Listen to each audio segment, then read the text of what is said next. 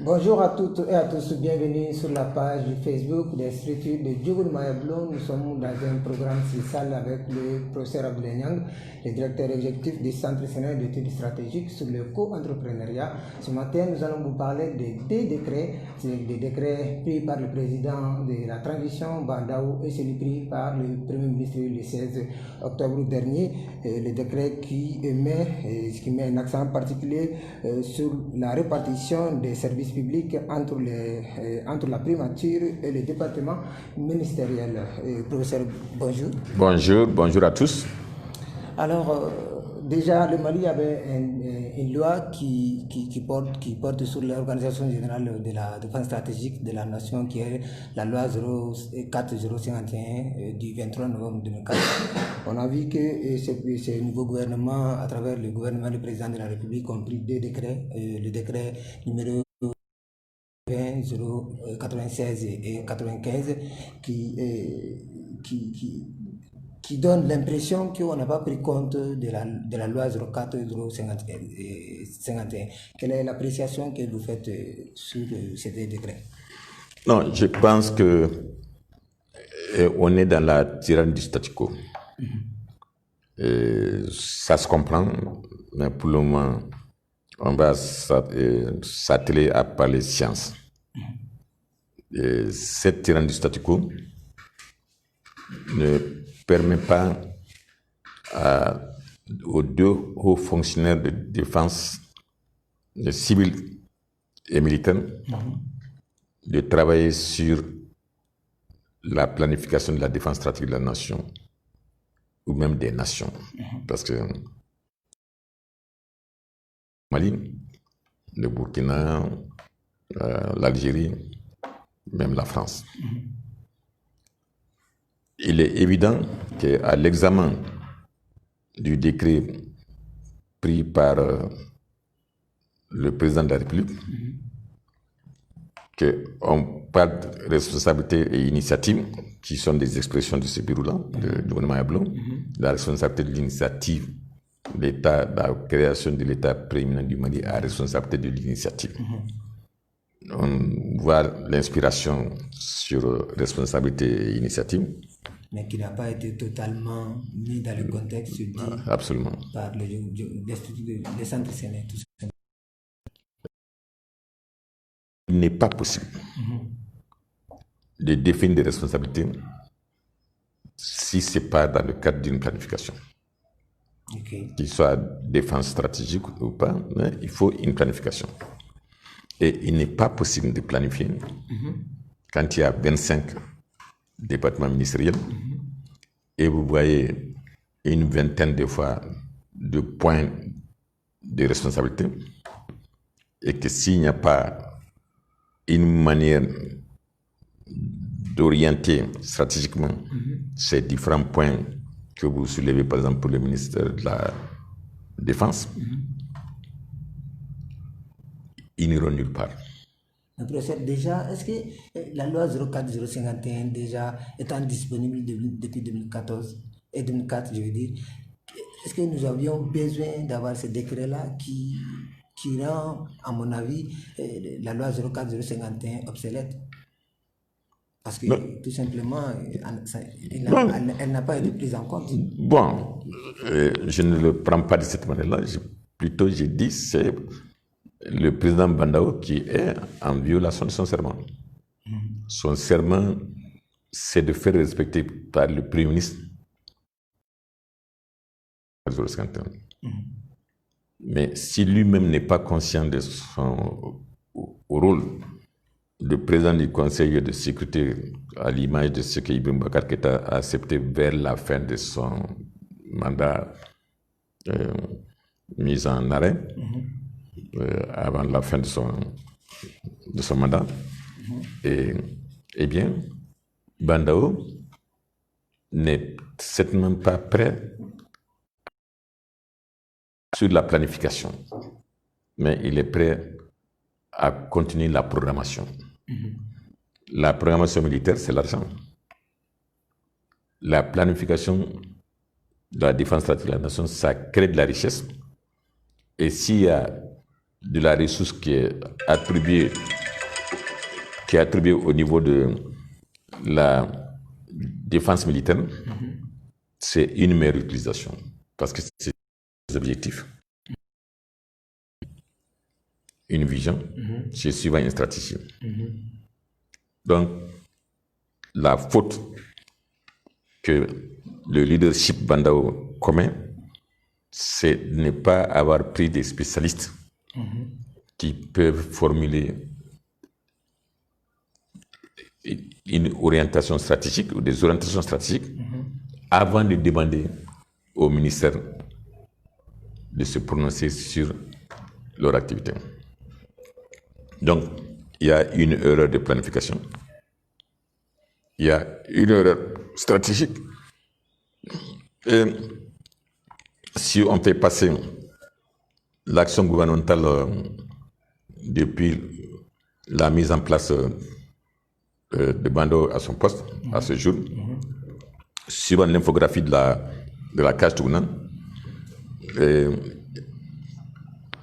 il est condamné à aller vers une rupture de son mandat, sinon vers la renonciation volontaire de la balance de son mandat de 18 mois. Ce n'est pas possible qu'il continue dans un environnement aussi volatile qui le rend vulnérable. Personne ne donnera du temps pour être sur la traîne du statu quo. Que c'est comme ça que nos parents ont fait, c'est comme ça que nous allons faire aussi. Non, ce n'est pas possible. Donc c'est un avertissement très sérieux de la part de la Coordination nationale de veille stratégique citoyenne branche du Mali, que l'examen des deux décrets montre l'amateurisme, et sinon la traîne du statu quo. Professeur, vous avez mentionné la vision et la stratégie au cours de votre intervention tout de suite. On a vu jusqu'à présent, ce gouvernement-là n'a pas encore mis une feuille de route, n'a pas encore montré une feuille de route jusqu'à présent. On voit qu'il y a des ministres qui disent qu'ils vont prendre des contacts avec la population. Et même si on a vu le président de la République dans le journal de l'URTM en train de dicter des choses, c'est-à-dire des choses de façon informelle au gouvernement, est-ce qu'il ne fallait pas d'abord commencer par mettre quelque chose de très lourd sur la table? Oui, et chacun a son rôle. L'article 22 de la Constitution dit que la défense de la nation, c'est un devoir pour tout citoyen. Et les citoyens de Djogoni Mayablo, des structures de Djogoni Mayablo, en particulier les réseaux de coalition d'action citoyenne pour la défense du droit, avec des années de recherche, avec des années de mutualisation de connaissances, de sessions de mutualisation de connaissances, qui s'est maintenue dans la persévérance de la droiture, nous avons défini ce que nous, les citoyens, on cherche comme objectif. Et ce sont nos objectifs sur lesquels l'action gouvernementale doit être battue, mais dans le cadre d'une planification. Donc, l'objectif que nous cherchons, nous, dans un pays qui a perdu la dignité, mais qui était un pays à grande dignité, c'est que la dignité soit retrouvée. Que les efforts tendent afin qu'on retrouve la dignité, afin qu'on restaure la grandeur de la société malienne. Que hier, quand on se promenait dans les salles de conférence au niveau mondial, on est toujours à Malaysia. Mais aujourd'hui, les Maliens ils sont là. Ça va chez vous là-bas? Vous avez pu voyager? Est-ce que vous avez sauté? Comment vous avez quitté votre maison pour venir ici? Est-ce que vous êtes monté sur l'arbre, comme on le disait dans les années 70 aux États-Unis? Bon. Là, l'autre partie, c'est que la croissance soit revisitée. La croissance actuelle date de la Convention d'établissement de 91, de façon très formelle, de la Banque mondiale. La Banque mondiale, en 2014, a dit, à travers les pressions des uns et des autres, qu'il faut la croissance inclusive. Donc, il faut que la croissance économique soit relancée sur la notion de croissance inclusive. Il faut que la croissance économique soit aussi relancée sur la base de l'initiative du capitalisme inclusif. Donc, la chose qui apporte plus de richesse dans l'UEMOA, c'est l'or, qui est à peu près à 23%. Et le Mali est le premier pays de la zone UEMOA de production d'or, sinon même des pays francophones. N'est-ce pas? Donc, si le gouvernement, dans une période aussi critique que ça, où on est sous le risque de sanctions économiques, de sanctions financières, s'il n'y a pas une orientation claire et nette de comment la croissance économique va être inclusivement relancée, sans que le système financier soit, comme ça a été le cas tout le temps, une contrainte. Parce que l'initiative du capitalisme inclusif ne permet plus de ne pas avoir le système financier pour une prospérité partagée. Donc, quelle est l'action, l'orientation qu'ils ont prise pour la croissance inclusive, en prenant par exemple la recommandation du dialogue national inclusif sur la co-entreprise anonyme. Ceux qui en sont l'auteur sont là et sont disponibles. Ils ont offert leur disponibilité au CNSP à l'époque. Donc, c'est de savoir, on entend vos communiqués, on entend votre plan de communication stratégique le samedi et tout. Vous parlez de l'or. Comment ce qui a été décidé par la Banque mondiale, puisqu'il nous parle à nous autres là, qui a dit la croissance inclusive, qu'est-ce que ça veut dire? Est-ce que nos sociétés minières sont prêtes pour ça, par exemple? Oui, ils ont dit qu'ils seraient un modèle pour rendre inclusif. Mais depuis 2012, ils sont en train de chercher le modèle, ils n'ont pas trouvé. Donc, ils ne sont pas des chercheurs dans le domaine de la modélisation. Et vous, ce que vous avez fait, est-ce que ça a une base légale? Oui. Ibrahim a fait la collecte d'informations issues des manuels, qui sont des résolutions des Nations Unies. Oui, la souveraineté de richesse revient à la communauté de localité de Sadioula, par exemple. La souveraineté de ressources naturelles revient à la région de Kaï, par exemple, la région de Kenya. Et la nation malienne a la souveraineté économique. Et nous avons le droit d'exproprier, puisque on nous a trompés. Celui qui est venu de la Banque mondiale pour nous aider à faire le code minier, la réforme, le programme d'expansion structurelle minier, c'est votre programme de samedi, n'est-ce pas? Bon, c'est lui-même qui est devenu le premier président d'une société qui vient d'être créée dans un paradis fiscal pour la pratique de la fraude. C'est-à-dire, le président Philippe Létard était là comme consultant. Il avait une équipe nationale avec lui, donc Mahamadou Samaki, c'est lui qui est devenu le premier directeur de la première société de mines de Morla. Donc, vous devrez savoir que l'expropriation des populations de Morla sur la base d'un décret qui cite le 20 août comme étant 99 comme étant la période de transfert des droits de la souveraineté, disons, de Morla, des richesses aussi bien que des ressources naturelles à Mahamadou Samake, un individu, pas le Mali, mais un individu, et le transfert de ces droits-là aussi à Ashford, qui est le directeur financier de Rango de Resources, qui vient d'être créé tout juste pour nous prendre notre souveraineté. Donc, c'était stratégique, mais seulement, vous avez bien fait, votre programme de communication du samedi montre que les parents qui ont fait ça, parce que 99 c'était Ibrahim Bakar Keita comme premier ministre et Alpha Oumar Konaré comme président, ils ont dit on n'osait pas les affronter. On ne peut pas les affronter. Et François Mitterrand, repris par la fondation Daniel Mitterrand, on va le mettre sur le réseau pour les peuples de comprendre, pour édifier le peuple, que ce que Abdou Diouf et Alpha Oumar Konaré et Rawlings ont montré, que leur père qui a amené la démocratie au Mali à travers la BOL, il a pris l'initiative, François Mitterrand, que la fondation Daniel Mitterrand a dit que pendant 14 ans, il a observé son mari et finalement il a demandé, mais François, pourquoi tout ce que tu as promis, tu n'as pas fait? Il dit, je n'ose pas les affronter. C'est ce que Abdoulaye Wade aussi a dit. Non, c'est Abdoulaye Diouf a dit. Donc il faut que la population, pour sortir de cette gouvernance classique, c'est-à-dire la croissance économique, la relance, ne doit pas être l'initiative des Bandao. C'est l'initiative des citoyens qui doivent se constituer en coalition d'action citoyenne pour la défense de leurs droits économiques, pour la défense de la souveraineté, leur droit à la souveraineté, leur droit à la souveraineté des richesses, la souveraineté des ressources naturelles et la souveraineté économique. Donc, les objectifs doivent venir de chez nous.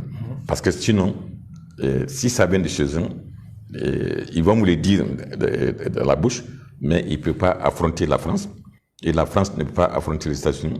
Les États-Unis ne peuvent pas affronter le cartel bancaire supranational. Est-ce que c'est pourquoi on a entendu justement Alpha Omar Konaré dans la vidéo de samedi en disant qu'il nous fallait un consensus national si nous voulions affronter les multinationales? Mais parce que si eux ils le font, ils les tuent. Ok. N'est-ce pas? Moi, je connais l'expérience. Le président Bongo a dit fait une étude là-dessus en tant que économiste principal conseiller des chefs d'État de l'Afrique centrale. Mais quand il a fait, ils ont dit que c'est lui-même, ils l'ont empoisonné en réalité. Ça, on peut le dire. Alors, professeur, on a vu aussi dans les décrets, ni l'un ni l'autre ne donne la possibilité au ministère de l'économie et des finances de présenter ou de développer un modèle qui permet au Mali, oui, qui va permettre au Mali de s'en sortir. Koïta, il faut d'abord qu'il sache qu'il y a une fonction reconnue mondialement de chercheur. Le chercheur dans un pays en crise, celui qui doit être reconnu, c'est celui qui a anticipé sur la crise. Or, nous avons anticipé sur la cause profonde, les relations sous-jacentes de la crise sociale globale et sécuritaire, suivant l'infographie de la vallée des Afriques, et qui a été validée. Donc, on nous a validés comme chercheurs par les pairs, parce qu'il y a 60 quand même, qui ont validé, et on peut partager l'information. Et c'est sur la base de la validation de la recherche sur la cause profonde et les relations sous-jacentes que tu formules une vision, que tu formules une stratégie. Et après, maintenant, les objectifs que je viens de dire, tu as le modèle. Donc, le ministère de l'économie, qui devait être le ministère de la planification, en réalité, pour être plus clair, parce que tous les ministères doivent faire de la planification. S'il y a un ministère, pendant que j'étais fonctionnaire, c'était le ministère de la planification, de l'économie. Le ministère des Finances était à part. Donc, ils mettent l'économie et les finances maintenant ensemble pour ne pas aller à la planification, parce qu'il y a un plan qui est imposé par la Banque mondiale, mais c'est un plan pour de la pauvreté. Alors que nous, on veut que c'est la richesse qui soit... Oui, on a vu justement l'ajustement structurel, c'est des trucs qui sont imposés. Ça touche tout, ça affaiblit notre économie. On passe même par la dévaluation de la monnaie, ce qui fragilise tout. Bon, je crois que c'est fini, ça c'est fini maintenant. Ce temps est fini. La chute de la vallée va permettre de faire disparaître la Banque mondiale et le FMI qui sont à un stade avancé de ménopause. Je crois qu'en tant qu'économiste, où j'étais dans une équipe de professeurs de 10 personnes contre le programme d'ajustement structurel qui ont développé le cadre de référence CARPAS. Je vous ai envoyé, je crois. Je vous ai envoyé le livre pour que vous mettez sur le site. Qu'il y avait eu des efforts de notre part pour éliminer le PAS, le programme d'ajustement structurel, à travers le cadre de référence, qui était un cadre alternatif au programme d'ajustement structurel. Mais à l'époque, la puissance des autres était forte.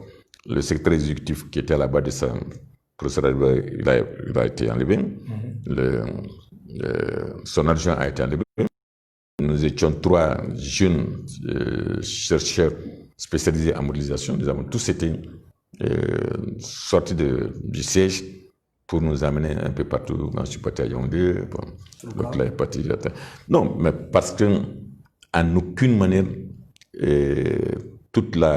parce qu'il faut savoir que la Banque mondiale, c'est toujours un Américain depuis sa création. Le FMI, c'est toujours un Français depuis sa création. Tu as entendu Abdou Diouf dire que tu es brave, laisse tomber ça. Donc, mais ça, c'est fini.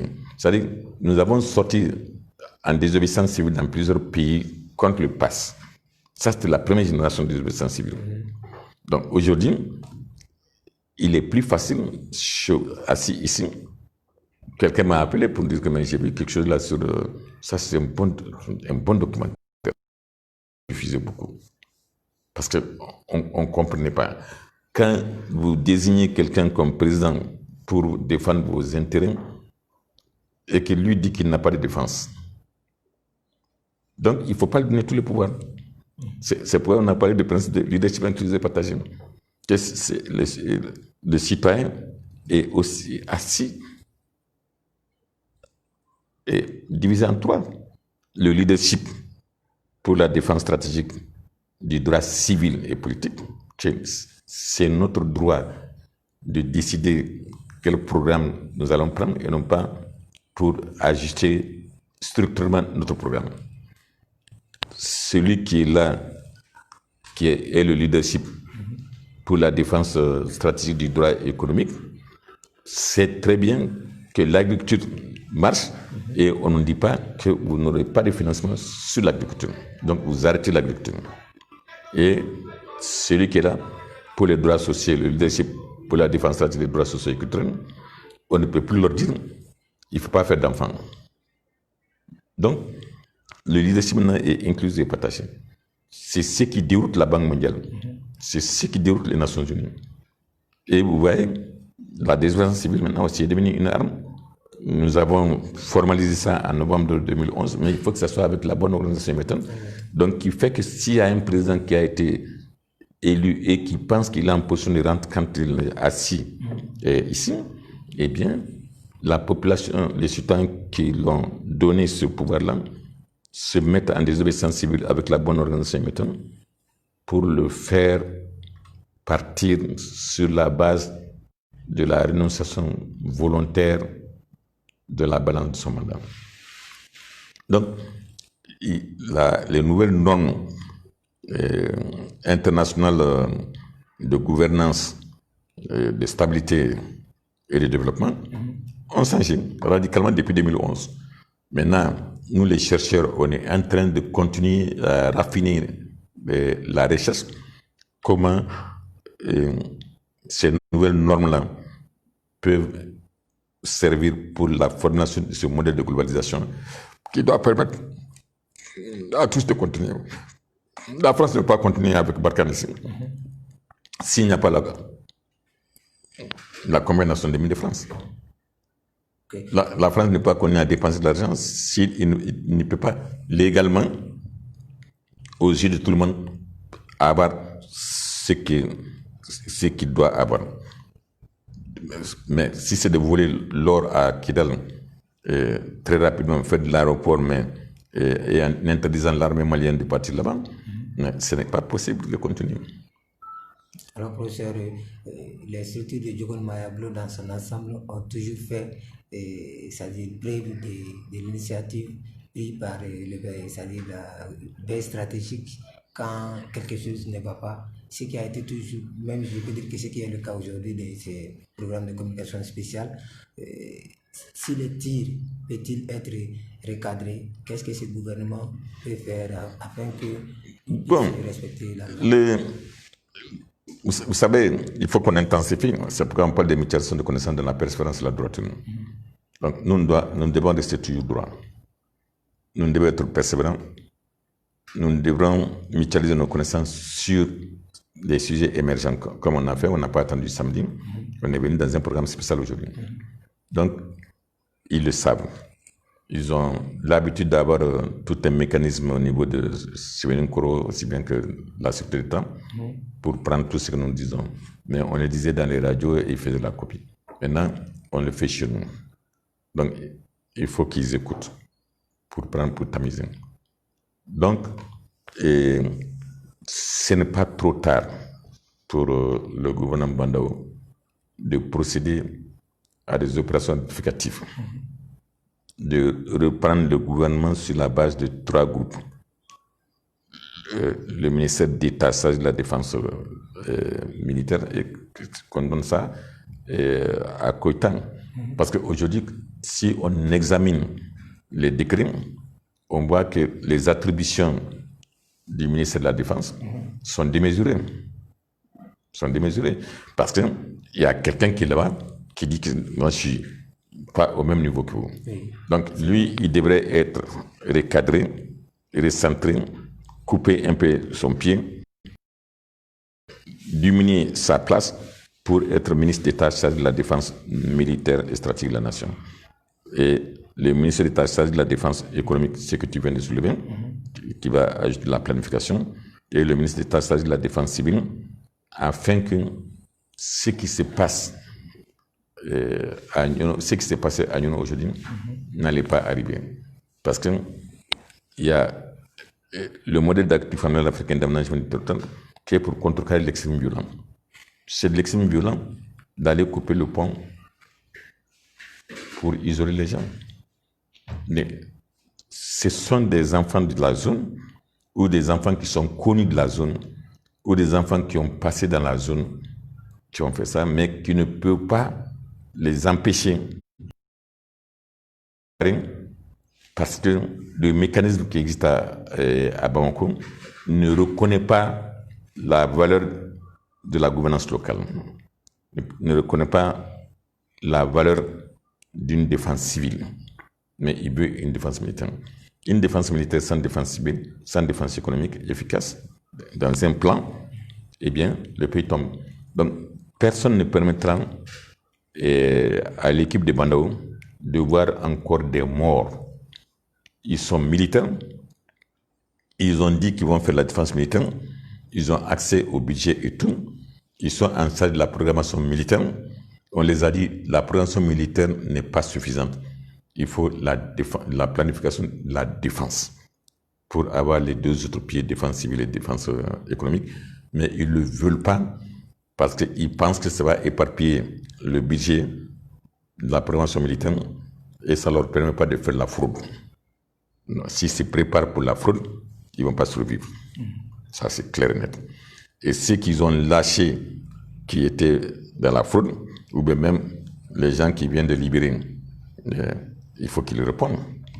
Parce que personne n'est d'accord que 200 personnes soient relâchées comme ça avec des grands bandits et que la négociation soit faite dans ce... Une négociation, c'est toujours une négociation serrée, mais une négociation sans la responsabilité de la défense de la nation dans la tête des gens, sans cette vision, sans cette stratégie, eh bien, on peut laisser 200 personnes. Alors que on peut négocier très dur et ne pas le permettre. Et comme l'a dit quelqu'un, un observateur, je le répète, et je crois que je suis d'accord avec lui, il dit la fête qui a eu lieu à la réception de ceux qui sont venus de la prison n'a pas été diffusée, n'est-ce pas, n'a pas été diffusée parce que ça pouvait mettre en danger la suite de la négociation. Donc, ils ont fait leur fête, mais ils avaient les Ismaël Cissé en main. Ils n'ont pas voulu le lâcher. C'est pas la propagande pour pouvoir... Non, c'est la stratégie. Ah oui, bon, non, vous parlez de propagande, moi je ne parle pas de propagande parce que ce mot-là, ce n'est pas dans mon langage. Mais c'est une stratégie. Okay. C'est une stratégie de choc. On a vu encore des attaques multipliées après. C'est la stratégie de choc. Nous avons fêté on a bien mangé, on retourne à notre fonction. Donc même un village Paradougou qui est isolé depuis une semaine, bon, qui n'arrive pas mais quand l'isolement, les indicateurs sont venus pour l'isolement, qu'est-ce qu'on a attendu jusqu'à ce qu'on aille casser le pont? On a attendu une semaine. Vous qui enseignez la défense stratégique des nations aux colonels et aux généraux, dans ce cas précis, comment est-ce qu'un gouvernement doit procéder afin d'essayer? Mais il faut qu'ils acceptent d'être formés. Il faut qu'ils acceptent d'apprendre des notions de planification stratégique. Donc, vous n'allez pas donner ça sur les réseaux comme ça. Il faut que ça soit de façon... Non. Vous savez, maintenant, ce n'est plus possible, selon les nouvelles normes internationales de gouvernance, n'est-ce pas? Mais qu'est-ce qui a rendu cette gouvernance-là? C'est la communication. Hein? Ce sont les médias. Avant, on va courir pour aller lui dire ça. Bon, vous savez, c'est parce qu'il n'y avait pas la composante défense civile à Farabana ou Farabougou, n'est-ce pas? Est-ce qu'il ne faut pas revoir ça? Pourtant, de Gonemaya parle de ça tout le temps. Oui, mais s'ils n'écoutent pas, on va le dire. Mais c'est ce qui les affaiblit.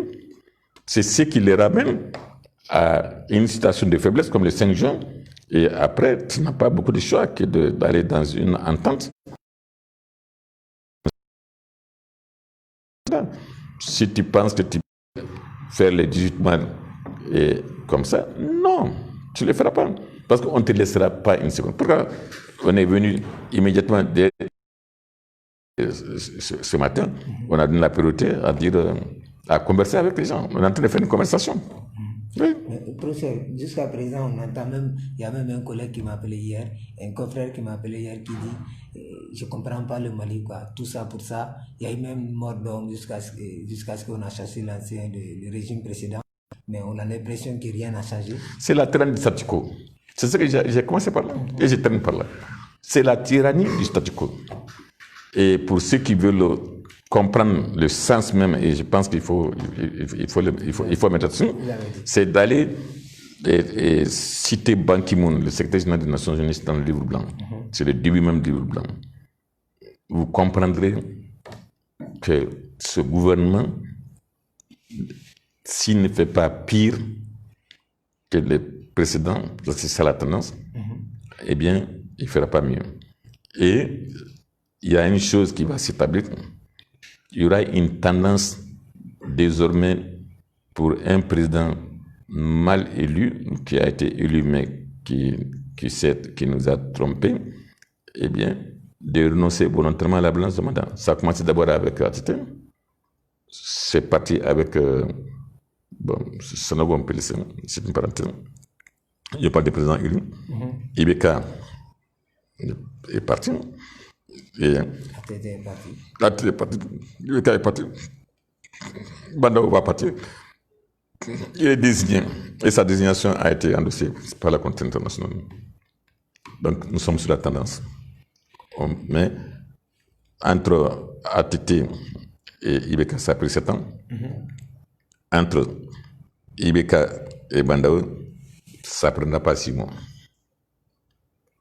Donc, il faut préparer encore à soigner des hommes. C'est-à-dire? Non, mais il a créé toutes les conditions. À partir du moment où le serment est entre lui et le RCAC, par exemple, le réseau de coalition d'action citoyenne, est rompu. C'est rompu, le serment est rompu. Okay. Le serment est rompu parce qu'il ne nous a pas permis, nous, qui sommes dans la défense civile, il ne nous permet pas de faire notre travail. Et ceux qui sont dans la défense économique, il ne leur permet pas de faire le travail. Et ceux qui sont dans la défense militaire ne sont pas satisfaits parce qu'il n'y a pas beaucoup de postes. Et continuer à eux-mêmes et leurs parents, si tu regardes le gouvernement, tu verras des noms. Tu ne peux pas imaginer que c'est lié à quelqu'un du CNSP, mais donc quelqu'un disait que la grande majorité des ministres, c'est la maison des Ataremanguins. C'est-à-dire, ils sont les mêmes pères, les mêmes mères. Mais comme on appelle ça communément la maison des Ataremanguins. Avant la balance de son mandat de l'ancien président, on avait dit qu'on avait besoin d'un gouvernement de mission, mais pas un gouvernement d'union nationale. Mais ce gouvernement aussi n'est pas un gouvernement d'union nationale, mais c'est un gouvernement dont on voit les gens, peut-être qu'on a essayé de représenter des partis, tels que la représentation de plateformes, NACEMA et tout. Mais ce n'est pas forcément parce qu'il n'y a pas... les politiciens ne sont pas représentés dans ce gouvernement. Donc on ne peut pas dire forcément que c'est un gouvernement d'union nationale. Non, bon, c'est la continuation de la maison des Ataires. Ils ne sont pas seulement ils sont au niveau de la politique, au niveau de l'économie. Donc, à partir du moment où il n'y a pas de changement dans ton salaire possible à travers la rémunération revalorisée, l'objectif que tu cherches, et que ce sont les autres qui sont... Parce que la richesse, c'est toujours produit. L'or produit toujours.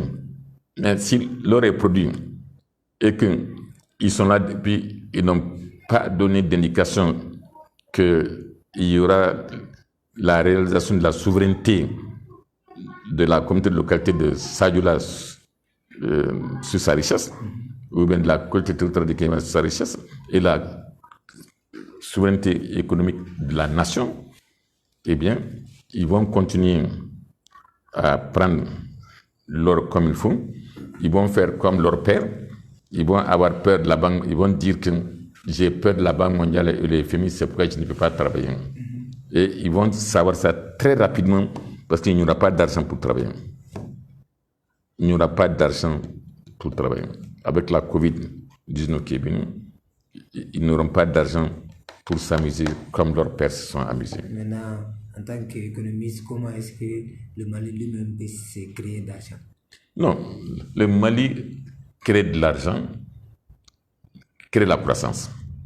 Mais la croissance n'est pas inclusive. La croissance n'est pas rationnelle. Ah bon? La croissance n'est pas optimale.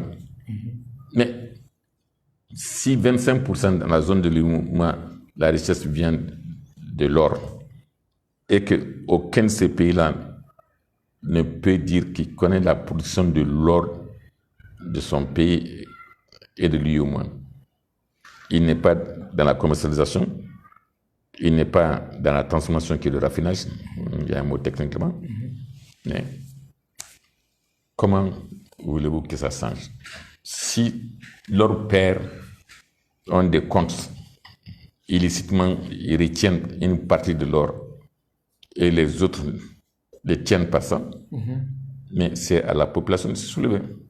Et on se réunir en partie à Kenya le 25 octobre, eh bien, on va leur montrer qu'ils ont la souveraineté, ils ont le droit, ils ont la garantie du droit de souveraineté sur la richesse qui est l'or, mais aussi sur les ressources naturelles qui sont les minéraux.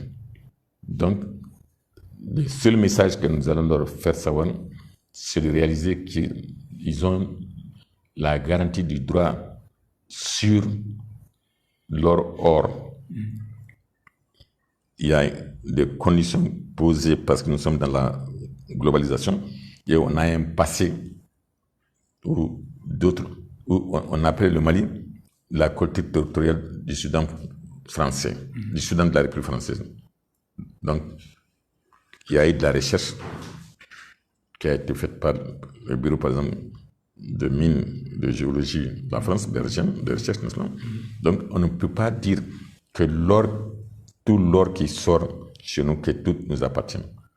C'est pour cette raison qu'on a fait le modèle pour respecter ce qui est dit dans les pactes internationaux, où le Mali va retenir 45%. Mais quand le Mali a 45% de réel, n'est-ce pas? Ça vaut mieux que d'avoir 80% de non réel. Parce qu'on me dit qu'on a produit 100, alors qu'en réalité, on a produit 200. Donc, si tu as 80% de 100, ou si tu as 45% de 200, il faut voir les choses, la balance. Parce qu'il y a toute la chaîne qui va de la production à la commercialisation et au partage. Avant d'arriver au niveau du partage, il y a toute une chaîne. Professeur, nous allons avoir du temps avec vous. Vous avez un calendrier très chargé aujourd'hui. Alors, nous vous laissons partir. Et quel est votre dernier mot? Non, la veille citoyenne doit s'organiser. Nous avons pris le temps d'avoir un récépissé pour la coordination nationale de veille stratégique citoyenne. Bon, il y a le M5 qui dit aujourd'hui qu'eux aussi ils sont dans la veille. Le Haut Conseil islamique dit qu'ils sont dans la veille. Monseigneur aussi dit qu'ils sont dans la veille. Bon, encore la dispersion des efforts. Ici, il y a une vision qui existe pour la coordination nationale de veille stratégique. Ils ont un système de communication, n'est-ce pas? Et il y a de l'espace. Et des résultats de recherche des centres sénés. Absolument. Donc, on mutualise nos connaissances sur la veille d'abord. C'est quoi la veille? Et puis, tu vas veiller sur quoi? Si ce n'est pas le résultat de la recherche des centres sénés qui disent que les objectifs sont ça, qui disent que, par exemple, la vision, c'est ça, la stratégie, est ça, le modèle, c'est ça, même l'architecture institutionnelle, l'organisation même territoriale, version 2.1, c'est ça. Donc, il faut veiller sur l'application. Pourquoi nous sommes à l'aise et nous serons toujours à l'aise pour alimenter ton programme spécial sur la veille. Parce que nous avons des critères, n'est-ce pas, que nous avons définis, des objectifs que nous avons définis.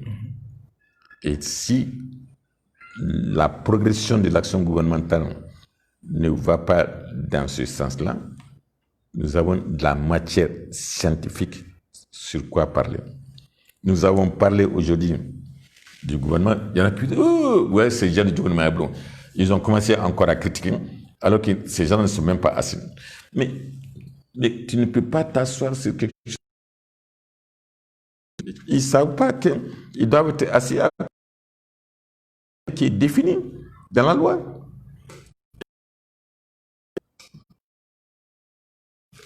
En réalité, leur travail est très simple et simplifié. Parce qu'ils devraient venir aujourd'hui trouver le plan du 1er juillet 2020 au 30 juin 2021. Si ce n'est pas là-bas, la coordination nationale de veille, le directeur de la coordination nationale de veille stratégique dit qu'il y a un programme d'urgence qui a été élaboré. Parce que la défense de la nation, c'est un débat citoyen, surtout pour les gens qui sont conscients de John Maïbloum. Donc, nous avons fait un plan et qui permet de réaliser la souveraineté économique du Mali. Et le rôle qu'on a donné au Mali d'amorcer le processus de convergence de vie sur l'indépendance économique de l'Afrique, nous l'avons pas par les gens en léthargie intellectuelle maliens, mais c'est connu ailleurs. Donc, de grâce, que cette transition-là ne soit pas perdue. Mais ça, ce n'est pas à Bandao à qui j'ai dit ça. J'ai dit ça aux citoyens. Venez prendre le conteneur qui est là pour faire ce travail-là. Et le problème de communication stratégique, parce que les médias, c'est un des 3 pieds de la coordination nationale de veille stratégique. Venez utiliser les médias.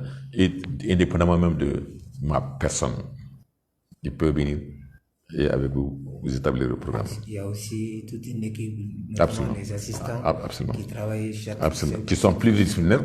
Et donc, quand vous venez avec votre idée, on ne va pas le diffuser immédiatement. Vous passez par la mutualisation de connaissances.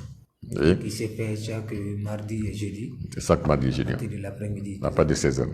Voilà.